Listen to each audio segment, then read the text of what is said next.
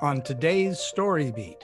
Hardest part about writing is just keeping your butt in the chair, the discipline and persistence. I recommend people do it every day, and you just have to just keep at it. Can't wait for inspiration to strike. You have to do it long enough until you kind of reach this kind of flow state like athletes do. And it takes time, and you have to kind of learn to do it, and it's from repetition that you get to that point. This is StoryBeat with Steve Cuden, a podcast for the creative mind. StoryBeat explores how masters of creativity develop and produce brilliant works that people everywhere love and admire. So join us as we discover how talented creators find success in the worlds of imagination and entertainment. Here now is your host, Steve Cuden. Thanks for joining us on StoryBeat. We're coming to you from the Steel City, Pittsburgh, Pennsylvania. My guest today, Harris Orkin, is a prolific novelist, playwright, screenwriter, and game writer. His play Dada premiered at the Jolla Playhouse. His feature film, A Saintly Switch, was produced by Disney and directed by the great Peter Bogdanovich. Harris has written screenplays for Universal, Sony, Fox, and Paramount.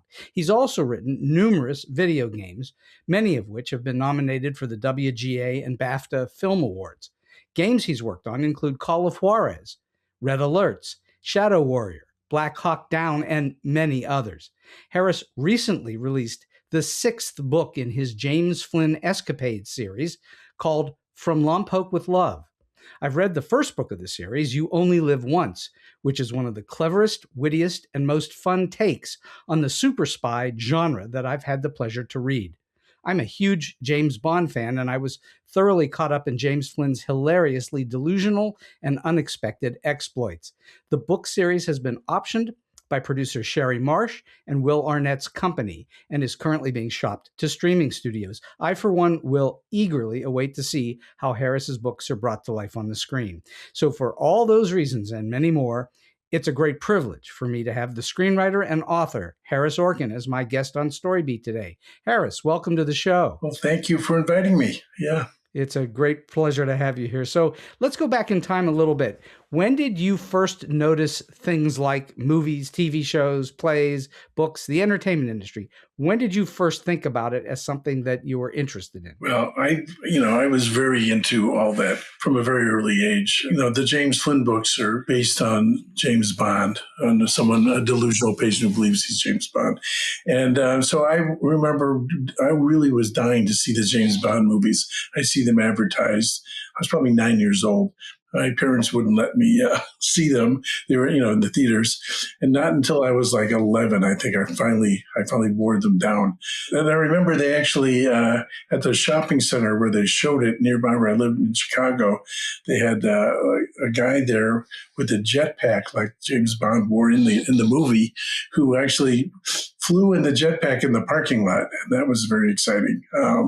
So it just really stuck with me. Those jetpacks could only go up and down, right? It was basically you were up for a few seconds and you were back down. You could probably go forward and back a little bit, but you did not have a lot of control over them. You had like little, I don't know, not exactly sure how they worked. The guy looked very uncomfortable doing it, though. That I remember. So those kinds of shows, those kinds of stories were your early influence then. It was James Bond and action stories and that kind of thing, yeah? Yeah, I loved action movies and I loved comedies. I loved both. So I was kind of into both. I remember watching The Producers, and my father was very much into comedy. So he would take me, we would go to see comedies. We'd watch Monty Python on TV when it came to U.S. And so all that stuff, though, and my father made a living doing comedy radio. So I did see it as something you could probably do for a living, since he seemed to be doing it for a living. Harris, I was going to save that for later in the show, but I'm happy to talk about your dad now. I was a big fan of your dad and Radio Ranch and Orkin and Burtis. I thought that was one of the great comedy teams of all time. Oh, well, thanks. And you grew up under that influence, right? I did, yeah. When I was a kid, he was working at WCFL radio in Chicago, which was the big rock station with WLS. And he created a show called Chicken Man, played on that show, but then got syndicated all over the country and even to Armed Forces Radio, soldiers in Vietnam at the time. And so I remember him, sitting at the kitchen table writing those in the morning, before he'd go into work. And I'd go with him to the studio and watch him record. So, that was a big influence on me, I'm sure. He had so much fun doing it. It just looked like, if I could do a job that was that much fun, I should probably try to find one like that. Though I have to say, I didn't really consider it seriously until I was in college. For some reason, I decided I was going to be a lawyer. And I think my dad probably pushed me in that direction, thinking that, it's very insecure life being a creative person. So he sent me, he didn't tell me that I had to be a lawyer, but he kind of nudged me in that direction. And so, I was in college and I'd worked at law firms in the summer in Chicago. Though most of me, I worked in the mailroom. And one of my main jobs was to retrieve the senior partner's hat because he'd go to lunch and forget his hat all over town in Chicago, and I'd have to go pick up Mr. Hopkins' hat and bring it back. So you grew up in a comedy-centric house. Your father was a very funny man, and you had that influence. And I think that shows in your work. Clearly, that's something that you had around you. Do you think that being around someone like that is important to be facile in comedy? No, I don't, because I know so many people who are comedy writers or comedians who didn't grow up around a comedian. But I mean, sure, it doesn't hurt. Though you have to, a lot of times comedians at home aren't that funny. They're there's that whole idea that, they're funny out in public and they're performers, but when they're home, they're kind of tortured. And there's a little truth to that, I think, so, but he could be very silly when he wanted to be. And, and I probably did learn a lot from just, being with him. And also, I worked for him for a while too. As a teenager, he'd bring me in to write things to help him or brainstorm stuff with him and Bert. And so I picked up some skills doing that, I think. And when I majored in college was creative writing and economics, which is it couldn't be more diametrically opposed, really. But I did spend some time working with WBBM News Radio in Chicago, as they call it a field term. And they'd send me on, I was like a junior reporter, so they sent me to a Catholic bishops convention and it was like a press conference where they're announcing the new fishing licenses. So I admit it wasn't the most exciting things to be working on, but I kind of realized that I really wanted to make stuff up. I didn't want to have to rip things off the AP and just regurgitate them. So by the time I graduated college, I realized I wanted to do something creative. So your dad knew, clearly, as does anyone that's in the business for any length of time, your dad knew that it was very difficult to make a living at it and to keep sustaining all that sort of forward momentum. And he wanted you to go into something that was steady and regular. Like many parents that are in the entertainment industry, they want their children to do something else. But I'm going to guess, and you correct me if I'm wrong, that it's in your blood. You wanted to do that. It was a passion of yours. I'm almost obsessive about it. I couldn't really prevent myself from. When I was in college, I did a lot of creative writing. I wrote plays and sketches for reviews and things, and it was just the thing I loved to do the most, really. So, but I wasn't sure how to make a living at it. When I graduated college, and he. Like you mentioned, Dick and Bert, they did comedy radio advertising. And so I thought, well, maybe, they'll pay you to do advertising. So maybe I'll get a job in advertising. And that's kind of where I started. So, and you've clearly worked in many different disciplines and genres. You have written a number of novels. You've written screenplays that have sold and been produced. You've had plays produced and a lot of games. How did you get into so many different disciplines? How did that happen? Desperation, really, at least for some of them. I had a kid, I was married, I had to make a living. And so I kept trying different things. I really wanted to be a screenwriter. That was my intention while I worked in advertising. And it took me 7 years before I finally sold a script. I mean, I wrote like 15 scripts probably before I sold one. And then I had a pretty good career as a screenwriter for, about 10 years. Any kind of business like that, you're hot for a while, then you're not hot. I had a couple movies made, but nothing that was like a giant hit. I ended up like going back into advertising, and I kept writing screenplays. And then I kind of got back into it again. I sold something that got made as the Bogdanovich directed that one. But I started as a playwright, so I did that in college, and I did it after college, and I loved doing theater. And I belonged to a theater group in Chicago, and I belonged to one in Los Angeles. I just, good friends in theater, so it was fun to have plays produced, and kind of, it's very hands-on and very collaborative. But it's very hard to make money at that. No, I couldn't make any money at it. Playwriting is almost impossible to make money at. So yes, you've got to go off and find, if you're going to be a professional writer, and I assume at some point you made that decision, whether you were in college or after, that you were going to go make a living at it. So you had to figure out how to do it. And then you say it took you 7 years before you started to really catch a little fire. What was it that you did in the interim? How did you keep pushing yourself forward? Well, that's when I was working in advertising, honestly. And I would just get up, advertising agencies don't start at the crack of dawn. There are a lot of, so I would get, a lot of partiers and such in advertising, especially in the 80s. I would get there like at 10 a.m. So I had time in the morning before I went into work to like spend 2 hours every morning just working on screenplays.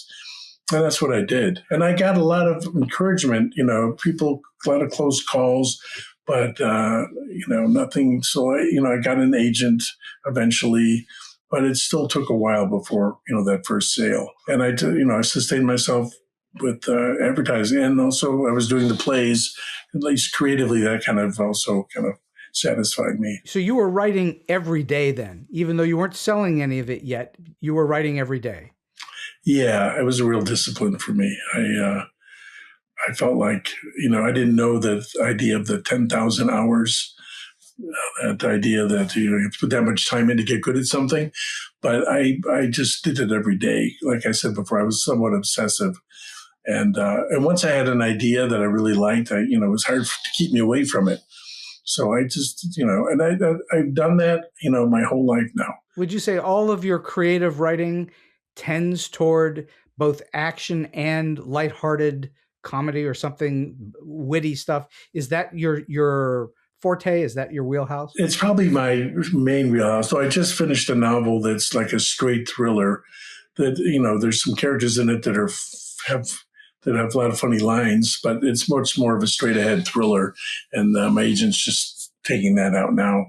And for the games I write, I've written everything from World War II stories to things set during the Civil War, to Westerns, to horror, to zombies. In the movie business, you tend to get pigeonholed as being able to do one thing pretty well. And I was basically a comedy writer, and I like doing it, and that's what I mainly did. But in video games, I've kind of really spread out into all different kinds of genres. So. Mm-hmm. That's clearly evident from the titles that I read earlier, and there are many more that you wrote. And do you enjoy writing games? Oh, I love it. Yeah, it's really fun. Honestly, I was a big gamer before I started writing them. I'd play with my son because I just love the interactivity of it. I mean, it's like no other medium. It's the player who's receiving the story is immersed in it in a way that you can't really be in any other medium. And it makes it tricky writing for games because a lot of times you want to give the player some agency so they have choices, but then you want the story to be consistently good in whatever direction they take it. So I find it, especially when I first started, there hadn't been a lot of really great stories in games. And that's part of the reason why I went into it. I thought, well, these stories could be a lot better and the acting could be a lot better, because I also ended up casting and directing the voice actors as well as writing the scripts. And I just wanted to try to improve stories in games. Right around the time I was doing that, there were a lot of other people doing it as well. It's just like kind of an undiscovered territory. It's like Where screenplays, there's like a certain structure that people are used to, and especially movie studios. With games, there is no set way to do it. Every game is different. I don't know if do you play video games much? Probably not. Much to my chagrin, I am not a gamer. I've played almost no kind of games whatsoever of the video game variety. I have other kinds of games, but not video games. And so I don't know that world real well, though I know I have many friends from my days in Hollywood who are video game writers. So I'm not foreign to the concept of it or have had conversations about it. But this is interesting to me. What are the similarities and the differences between writing video games and screenplays, aside from the fact that screenplays are very rigidly structured? You're saying that each video game is different in the way you approach it. So that's a huge difference, because most screenplays, doesn't matter the genre, you're going to write it in a certain format. You're going to write it with a certain structure in mind. What are the differences? Well, I mean, one way to show that is like when you're writing a movie script, you're writing in a particular form using Final Draft or some other program like that, which will format it in a particular way. In games, there is no formal. I mean, you can write parts of the script in Final Draft, but I write a lot of the script in Excel because it kind of just works better in Excel because there's thousands and thousands of sound files and lines of dialogue that have to be inserted into the game. And depending what the player does, they'll hear different things. It's a little bit like three-dimensional chess in a way, writing for video games. But so the way they're similar is they're creating characters. Because you want to, in terms of creating a character, you go through the same process, whether you're writing a video game, novel, or a movie. At least I do. You're kind of just working out all the details of who they are, why they do what they do, all their motivations, their backstory, all that. For certain games that are more linear, you can work out an outline that kind of takes the thrust of the story, throughout the whole, from beginning to end, knowing that you want to also create in those kind of stories the illusion of agency, even though the player is they're all going to go down the same path eventually. You want to give them the illusion that they can take whatever path they want. So it's then there are some games that are like open world games where they can go anywhere they want in this world, and they can go to a different town and they'll meet new people, and you have to have dialogue and little stories for all of them. So do I understand correctly that video game, for lack of a better word, scripts or the documents that go with it are much denser than a typical screenplay, which is usually somewhere between 90 and 120 pages? Yeah, I would say a linear kind of video game would probably be like 6 or 7 screenplays in length. An open world game could be like 20 screenplays. And so when you write open world games, for the most part, you work with a team, and it's like writing TV season, like a TV season almost, because different, TV, they assign different writers, different scripts. And it's the same kind of thing with that kind of big video game.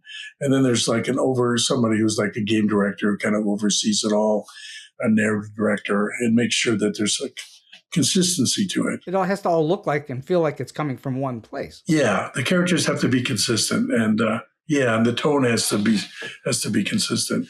And I've worked on a lot of like franchise type games that have been around a while, so I had to kind of learn all the lore and the franchise and those characters and make sure I was true to them. Like I worked on a Resident Evil game that came out about 2 years ago, and so I had to like learn all that lore and all those characters. When I was first offered that job, I really enjoyed the Resident Evil games because I thought they were so kind of campy and funny, and I remember telling the team at Capcom that, I really enjoyed how funny and campy they were. And they were like, funny? Campy. I mean, for them, they were like, I think when it's translated from the Japanese to the English, something went awry there a little bit, probably. But so the game I worked on was a little less, though it still was a little campy, but a little less so. So, yeah. So where do you begin when you're going to write, for instance, a screenplay? You're going to have somewhere to start. It's usually for most people either a plot or characters. Which is it for you? Is it usually story first or characters first? I'm pretty much for almost everything I write. I'm kind of characters first because the characters then kind of drive the plot. Though sometimes I'll have an idea of a plot, but it's like without the really deep characters or really complex characters, to me, if I start with the plot before the characters, sometimes it feels like it just kind of lays there. It doesn't really have as much drive to it because the actors need something to play. The actors have and so pretty much as you're writing the characters have something they want, and that's what drives the plot. So or something they don't want. It could work either way. I was always trained simple plot, complex characters, which is what you're saying. Yeah, it is true, and that's true for games and for movies. Actually, you'd want to try to keep the plot fairly simple because it's too hard for you're playing something over the course of 20 hours. You're not going to remember what you played 15 hours back if it's too complex. And there's enough complexity within just the game mechanics and such, I think, sometimes. But there are games that are, so in that way they're similar. Now, novels I find can be more complex. You can have, it can have a lot more complexity in the plot. Yeah. Well, a novel can go sprawling. It can go for 1,000 pages if you wanted to, whereas a screenplay has to be much more contained. I've read, as I said, I've read your first of the James Flynn books. It's so much fun to read because it has a really strong pace and the characters are extremely well drawn and it's very funny. Obviously, it's very James Bond-esque, while at the same time you manage to, I don't know how you did it. To me, it was a miracle as I was reading it. I didn't know what I was going to read till I opened page 1. And I suddenly, a short while later, I knew I was reading something that was spoofing not only James Bond, but also Don Quixote. And that just kind of blew my mind. How did you come on that combination? Well, the idea was before I came up with Flynn is I wanted to do a modern day version of Don Quixote. It's like one of my favorite pieces of literature, of all time. I just love that character and I wanted to do something modern day for that, and I realized, honestly, I didn't realize till later that my father had done that with Chicken Man. I mean, Chicken Man is kind of Don Quixote too. It didn't even occur to me, honestly, till years later that I did the same thing. But I didn't want it to be a superhero as such. I was trying to find something a little bit more grounded in reality. I loved James Bond movies, and I just thought, that would make sense. Someone who feels out of control in their life would want to become somebody who feels like he can do anything, and in those movies he could, right? So in the books. So you've told us in this show already a little bit about James Flynn and the fact that he's a psychiatric patient and that he's delusional and all those good things. He thinks he's in a spy agency of some kind, but he's actually in a psychiatric hospital. But tell the listeners a little bit more about what not just the series is about, but how you got to that first story of him breaking out of the psychiatric hospital and doing things that are very spy-esque. Well, I originally wrote it as a screenplay, which you may be able to tell because it's very kind of visual and action-packed. I think when I first sat down, I wanted to create a Sancho character and a Dulcinea, and it just made sense to me that Sancho would be a orderly at the hospital, and I didn't really know what Flynn would get into when I first wrote it, when he first escaped from the hospital. After I wrote that initial, at least had an initial idea that he was a psychiatric patient who believed he was James Bond or someone like him, I did sit down and outline the whole thing. Unlike a lot of novelists I know, which is unbelievable to me. Some of those people just sit down and just write without an outline. I always like to have a detailed outline. And then I kind of throw the outline out as I go somewhat. If I come up with a better idea along the way, I'll toss it. I think I just kind of take the story where the characters take it. Well, outlining is a big part of screenwriting. There are very few screenplays that are written, certainly in the studio system, and certainly for TV, that don't come outlined first. So that's where your background is, and it was natural, I assume, for you to start to outline your book. Do you also outline the games, your video games? I do. Yeah, you kind of have to, because it's a very expensive process building a video game. And it's a lot of people doing a lot of work. It's giant teams of like hundreds of people for the big games. All right. So in the James Flynn books, you wrote it as a screenplay first. I assume you tried to sell it and it didn't sell. Yeah, I actually had it optioned. And I had a lot of interest, and it actually got me like assignments. But it didn't, get to the point of getting made or getting. So I want the listeners to understand what you just said, which is very important if they're interested in going to Hollywood and being a screenwriter. You wrote something that got interest in Hollywood. It didn't get produced. It didn't get through to that stage. But the fact that you wrote it and people liked it got you other work. That's a really important thing about Hollywood writers, is that your work should not ever be thought of as wasteful, because it can get you other things, even if that never sells.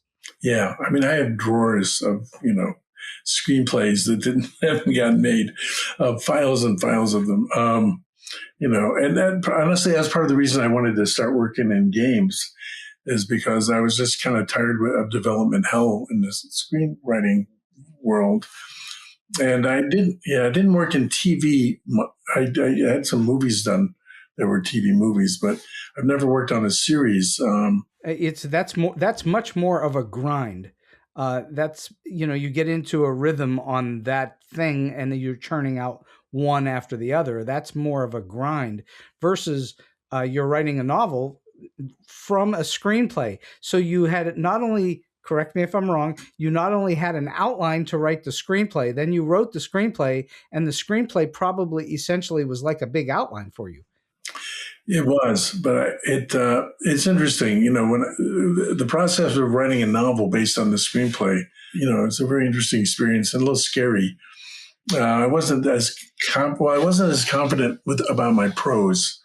I was very confident with my dialogue. Writing a novel is like, it's a lot more writing than a screenplay.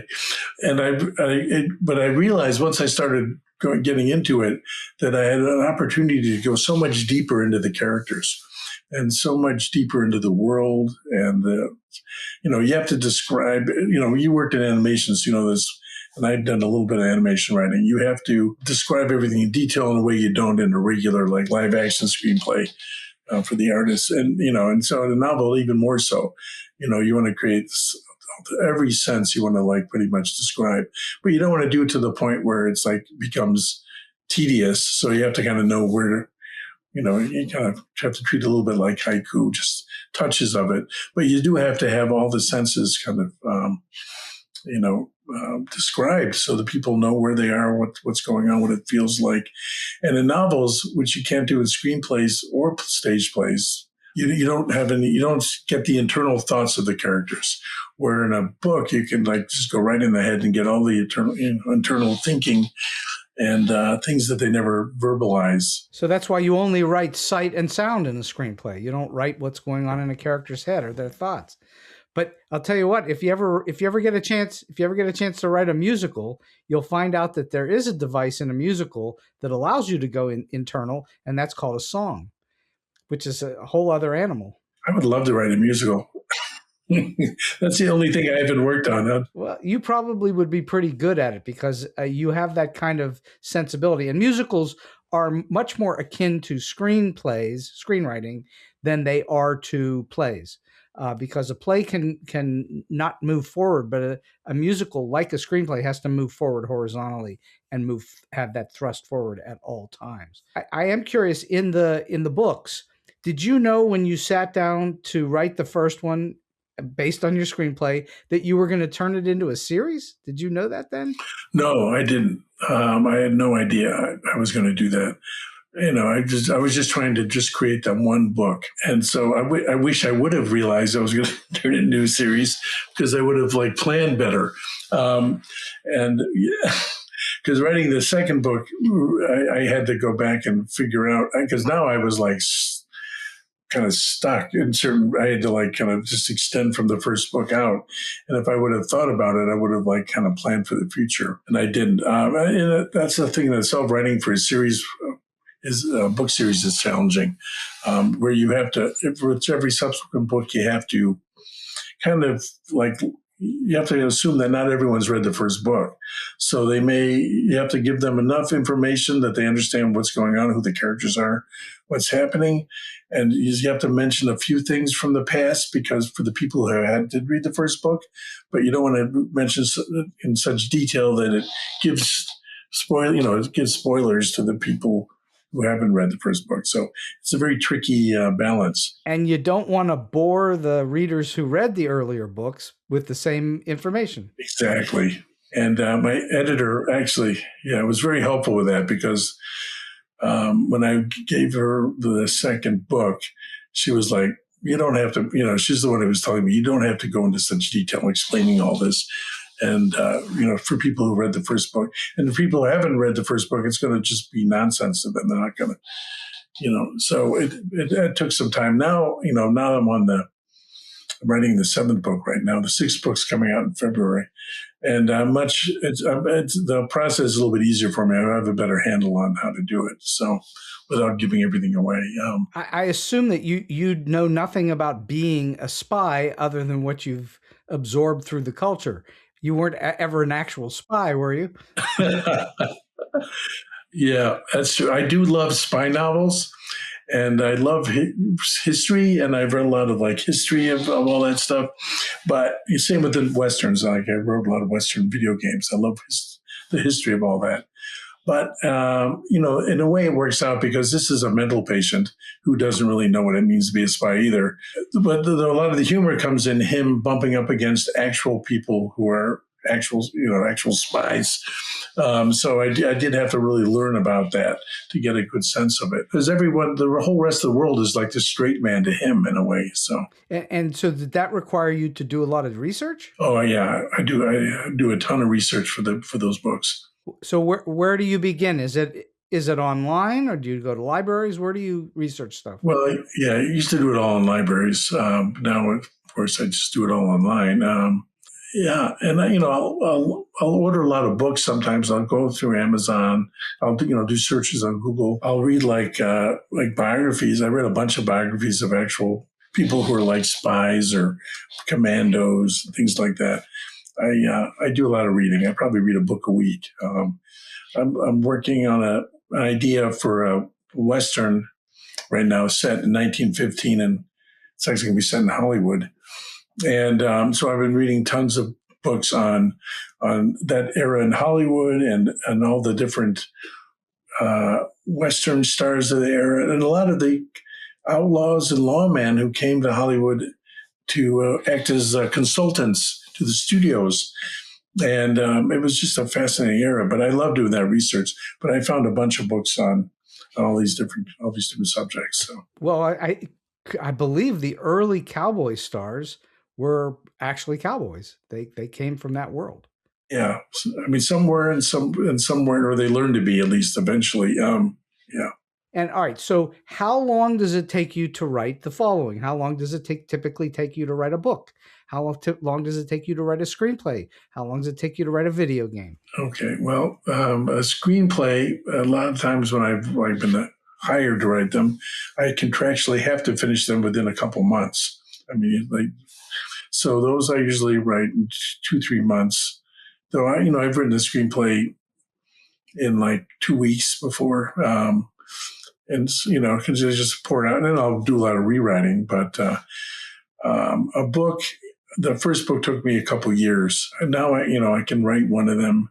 If all I'm doing is just working on the book, I can write it in about 4 to 6 months. Including the outlining, the development of characters and all that. That's the total deal. Oh, but yeah. I mean, but I'm doing a series though, so it's a lot of that's already in place in terms of the characters and such. But there's a lot of new characters every time as well. So yeah, no, I can do that pretty quickly. But it's very rare that I'm only working on one thing at a time.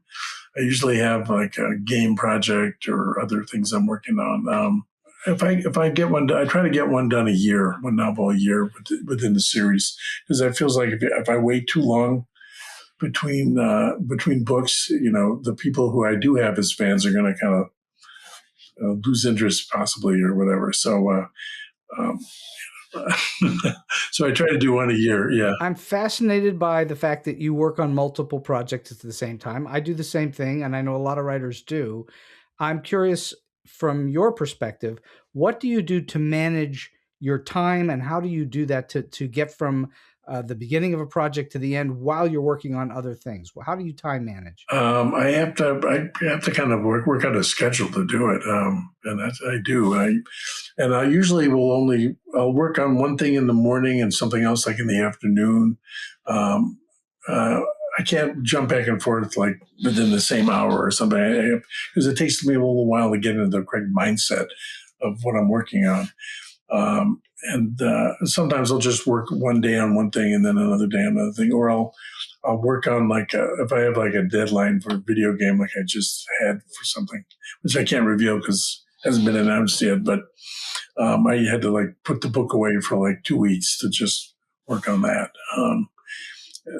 But with writing for games, sometimes I'll write a bunch of stuff for them, and then they have to kind of put it all together in the game, and then there'll be some time in between. It'll give me time to work on my book. I truly appreciate the fact that it's very challenging to have two totally different projects or more in your head working at the same time.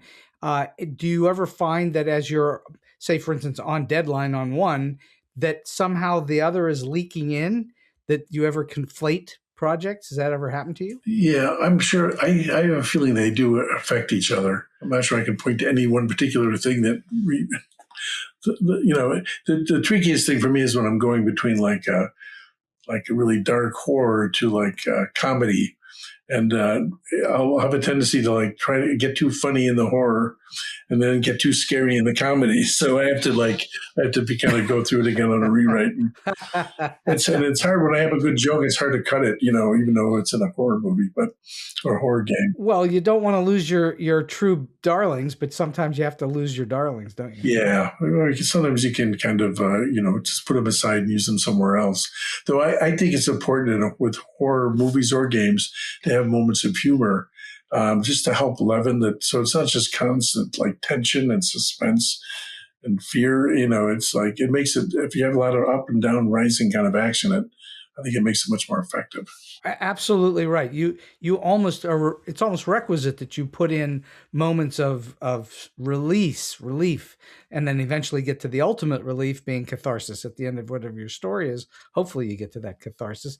You raised something a moment ago that I think is very important, and you're a great person to talk to because you have such a wide range of disciplines that you work in. Is tonality.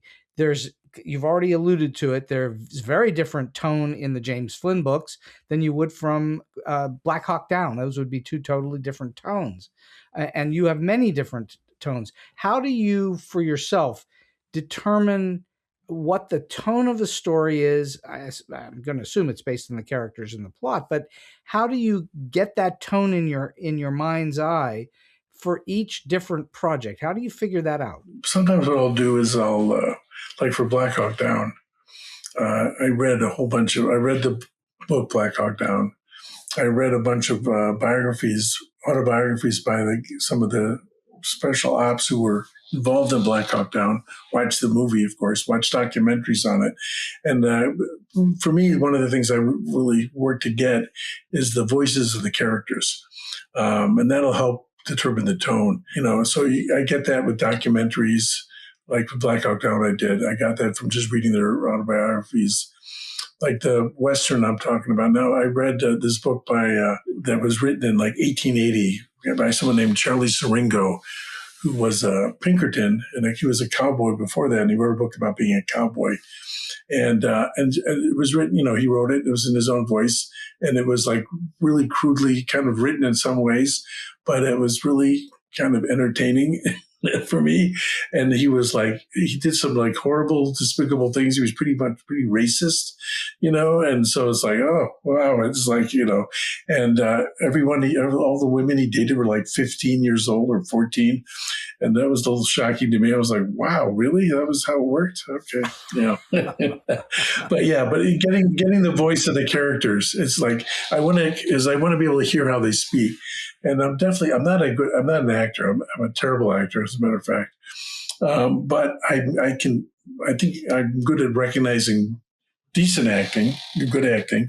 And I can tell when I have the voice in my head, it just feels right to me. And there's like every character has like almost a musical quality that's different from every other character. And if I can get that rhythm and music down, then I feel like I have the character down. Are you able to find your way to a character just by quietly contemplating it? Or do you look for inspiration, or how do you get to your characters? You know what? I have to write the character to get to it. I remember telling this to like a game company I was working for. They wanted me to kind of explain, just give them the characters. And I said, I have to kind of write it first before I discover who the character is. And even if we don't use what I'm going to write, it's my way into, I have to kind of hear them speaking with each other. And that's how I kind of do it. Just writing dialogue. Do you know who Callie Khouri is? I do. She wrote Thelma and Louise. So she famously once said, and I may be misquoting it, but I'll be very close, that she needs to find the quiet to hear the characters talking in her head. Exactly. That's it. That's basically it. Yeah. And once they start talking, once you've got them going, they're just going to work you through the whole thing, aren't they? They do. That's how, it's, if you can get the characters down, they'll take you through the story pretty much, And when you're outlining it, you can, at least when if I know the characters well enough, I'll know what they will do and what they won't do. And that will kind of steer the plot. Oh, have you ever had the experience of someone in the studio system tell you how a character would talk? I have. in games too as well, actually. One of the things you have to learn, I think, as a writer, either in that system or in games, I would say I spend half my writing is explaining why I'm doing what I'm doing, at least in the game world. It's like long emails explaining why it is I'm doing it, why the character is this way.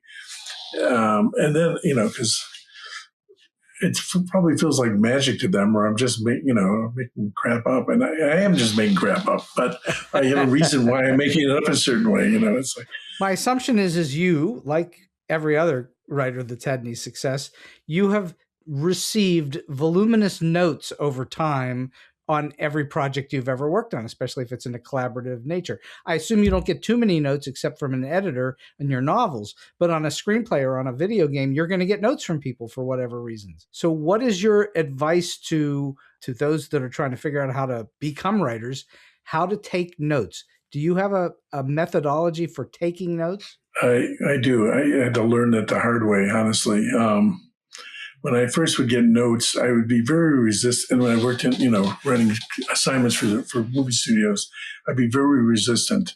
I would sit there kind of like sourly, and and I would just like, I don't know how this is going to work. And I was just very negative about it. And I learned that was not a good way to go about it, because they would just hire another writer, which is what they did. Exactly right. So I learned to like go, oh, okay, that's an interesting idea. I would just like say, oh, okay, that's interesting. And I would like take all the notes down. And then when I rewrote it, I would just use the ones that made sense to me. And they were fine with that. Yeah. That is a perfectly wonderful way to do that. It is my philosophy, and it's the philosophy, I think, of a lot of people who have had some success in that business, because you have to make them think that they got their way in somehow, some way, and yet you can't allow them to pull that one thread in your very nicely knit sweater that lets the whole thing fall apart. So you have to protect your property somehow without insulting the other side of the table. Yeah, my wife had to live with my, irritation about it all. Even though I don't show it to the people who are giving me the criticism, my wife hears it all, unfortunately. There's nothing more disconcerting to me than when a person who has not worked on the project at all, maybe has read one draft, and they say to you, that character would never say that. And you go, what do you mean they would never say it? Of course they would say it. It's like, how do you know that? It's not even a real person. It's a made-up character. Exactly. So I think that's really excellent, an excellent thought about note taking. Take the notes, don't fight the notes, and then hopefully you'll actually get some kind of help from them. Maybe you will. You will. And a lot of times what I learned is that the note, even if the specifics of the note are wrong, it may be talking about a larger problem, and it may be pointing to something that's not working. And even though their solution for it may not be correct, it may at least show me an idea of give me an idea of what I could do to fix it. Right. All right. So you have been in both worlds, both the entertainment industry in Hollywood and also in the publishing world, as well as you also, are in the advertising world as well. What are the big differences between those two worlds in terms of how you work with them? Is it a huge difference, or is it very similar? It's a pretty big difference. I mean, the movies and video games are much more collaborative. It's much more back and forth all the time, and things happen really quickly sometimes, and sometimes they take forever. But then when they do happen, they can happen really quickly, and you have to get things done. You have to, hit a deadline or get something rewritten really fast. With publishing, everything takes forever. It's very slow. It's a very slow process. It's a lot of no one's in a hurry. And, I'm a little bit of type A, so it can be a little frustrating sometimes. But what would you say are some of the things that a writer ought to think about doing in order to secure even a chance at getting published? Are there tricks that you've learned at this point that would be helpful? I don't know. I think it's a very tough business. To me, all you can really do is try to write the very best book you can write. I don't know if anything else will work, honestly. And that's still no guarantee you're going to get it published. Yeah, I think it's good to kind of understand the market a little bit, understand genres. I mean, I didn't do that very well. I wrote a book that doesn't really fit in any one genre. It's humor, comedy thriller. And it's not a lot of people who do that. Carl Hyacin, Donald Westlake. There aren't a huge number of authors in that category. If I would have wrote a straight ahead thriller, I probably would have had an easier chance, but that really wasn't my thing. I just like combining comedy with action. This last book I wrote, though, is much more of a straight ahead thriller. So we'll see if that makes any difference in terms of getting a publisher interested. So. It's a shame that it's hard to have something that's different, because that's the old cliche about screenplays, but also it's true about books, that they want something that's really unique and different, but exactly like everything else. Exactly. Yep. Because they know how to sell X. They know how to sell a murder mystery. They know how to sell comedy. They know how to sell romance novels. They know how to sell those. And then when you start to mess with those formulas, if that's the right word, I think formula is probably the wrong word, but if you mess with what they understand, then they get all confused and don't know what to do with it. Yeah, I mean, it's true of readers, I think, too. I've gotten a lot of reviews on the first book you read where people were like, I started reading and I had no idea what this was about. It just didn't make sense to me. And I got it right away. Harris. Oh, I'm glad you did. And then eventually people, some people would get it and really like it. And then other people would be like, oh, this isn't like a straight ahead thriller. This guy's crazy. I will tell you, I don't usually laugh out loud when I'm reading. I laugh out loud when I'm watching a TV show, movie, whatever. But I rarely laugh out loud when I'm reading. And I laughed out loud very early and throughout your whole book.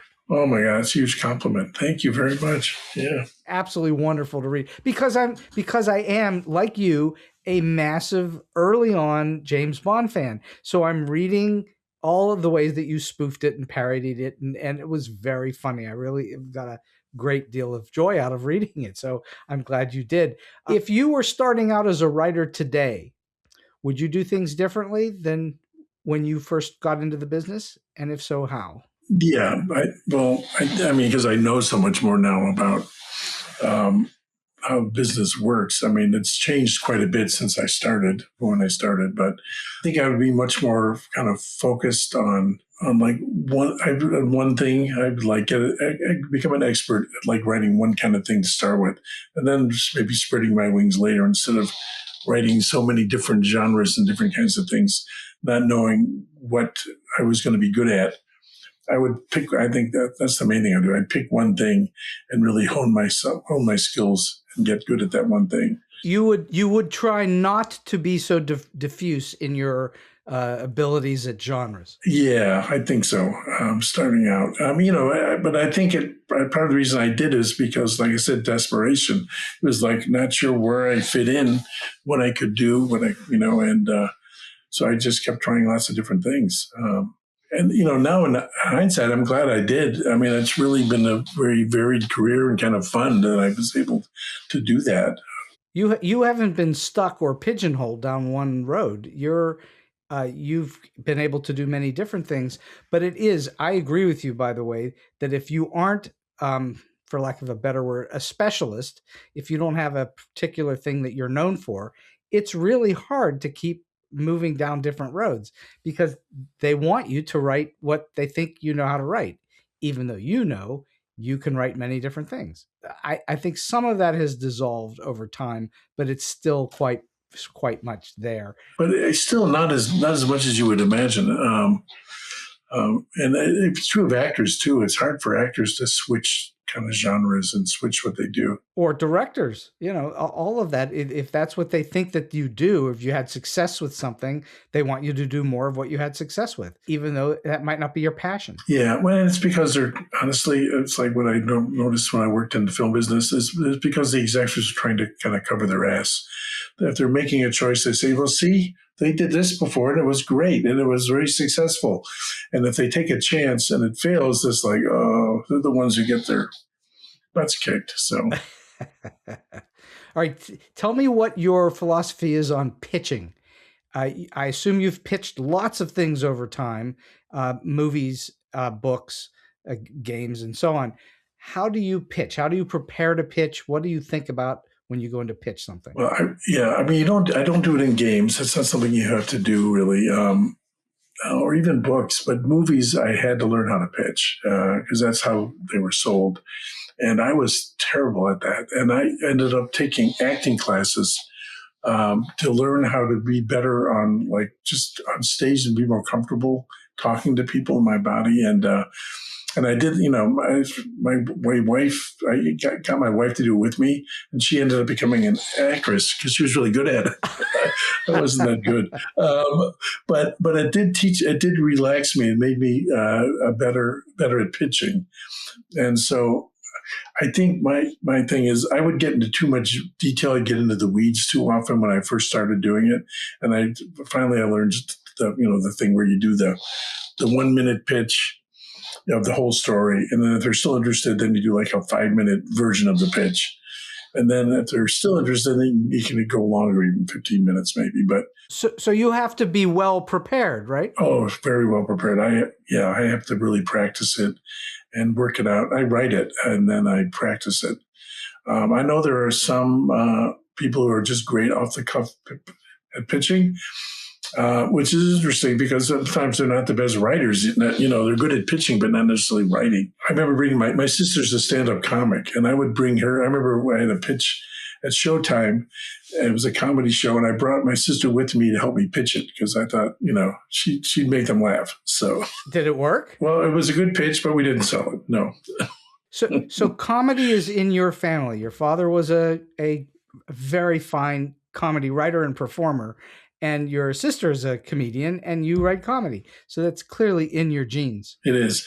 And my two other siblings are teachers, and they're both very funny, though. So I think they're good teachers because they keep the kids laughing. So I've been having just an absolutely fantastic conversation with Harris Orkin, and we're going to wind the show down just a little bit.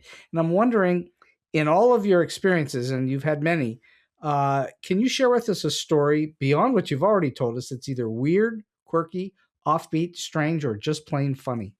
Okay, well, this was a strange thing that happened to me. I was just out of college, just out of graduate school, and I was working in advertising, but looking for screenwriting jobs. The guy who was named Bill Jackson, who did a puppet show, children's puppet show in Chicago, had come out to California and ran the film department at Cal Arts. And he was looking for a screenwriter for a TV pilot he wanted to do. And I'm not quite sure how he connected. I think it was someone through the school connected with me because they knew I did comedy. And so he hired me to help him with this TV pilot. He wanted to do an adult puppet show. That's like combined live actors and puppets. Wouldn't be for children. It was going to be about two nightclubs, both owned by gangsters. And one group of gangsters were humans and one were puppets. And they brought in Broderick Crawford was playing the big heavy. And he was very old at that point. Did you see Bad Santa? Do you ever see Bad Santa, that movie? I have seen Bad Santa, sure. Billy Bob Thornton. Yeah. So I can't remember the name of the actor who played the elf. He was the henchman for working with Broderick Crawford. And then the guys who financed it were a bunch of producers. They weren't producers. They had car dealerships in Michigan, and they wanted to get into Hollywood. And so they decided to finance this pilot, but they wanted to do it. They wanted to hire women from the Playboy modeling agency to be in the audience, like at the nightclub. And so I remember they just hired all these ex-Playboy playmates. And I remember driving around in a limo with them as we went all around LA, picking them up to take them to the shoot. And I was like, I don't know, I was 23. I'm like, oh my God, this is great. Yeah, it may not be great for the show, but it's great for me. You were in a limo with a bunch of playmates? Holy mackerel. Yeah, and these guys from these car dealers from Michigan. And, and they shot the whole thing. I wish I still had a copy of I never got a copy, I don't think. It never did sell, surprisingly. And so it's kind of like Roger Rabbit. You had the human world, the actual human world, and then the fictitious, in this case, puppet world, not cartoons. Yeah. That's bizarre. Yeah, exactly. It was the puppets. I know. I think there have been things made like that now. Well, they're for kids, HR Puffin stuff, that's those sorts of shows. Yeah, maybe it does. There is that whole big furry movement. Maybe they'd be into that. The furries, in fact, where I live here in Pittsburgh, they have their annual convention here. The furries are in Pittsburgh every year. Yeah. It'd be fun to go to. I've been to one. It's a very interesting experience. I'm not sure I need to do it again, but I really enjoyed the one experience I had. All right. So last question for you today, Harris. You've shared with us throughout this whole show a phenomenal amount of information that I think would be very useful to anyone trying to get into the business or try to improve themselves in it. I'm wondering, do you have a single solid piece of advice that you like to give to those who are starting out and want to know how they can get into the business, or maybe they're in a little bit trying to get to that next level? What I tell people is hardest part about writing is just keeping your butt in the chair. The discipline and persistence. I recommend people do it every day, and you just have to just keep at it. Can't wait for inspiration to strike. There's a book by John Gardner called Becoming a Novelist.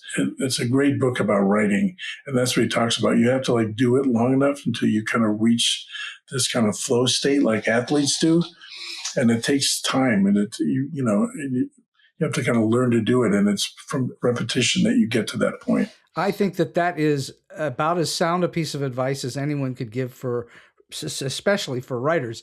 I was always told that the formula for success as a writer was butt liberally applied to chair. Yeah. That was what I was always told. And I think that that's it. If you want to be a great writer, you can't do it any other way than to write and write and write. Well, Harris Orkin, this has been an absolutely wonderful StoryBeat today. And I can't thank you enough for joining me today and for your time, your energy, and for all this great wisdom that you've imparted on us. Oh, it's been really fun talking to you about this all. Yeah, that's great. Thank you for bringing me on. And so we've come to the end of today's StoryBeat. If you like this episode, won't you please take a moment to give us a comment, rating, or review on whatever app or platform you're listening to. Your support helps us bring more great StoryBeat episodes to you. StoryBeat is available on all major podcast apps and platforms, including Apple Podcasts, YouTube, Spotify, iHeartRadio, TuneIn, and many others.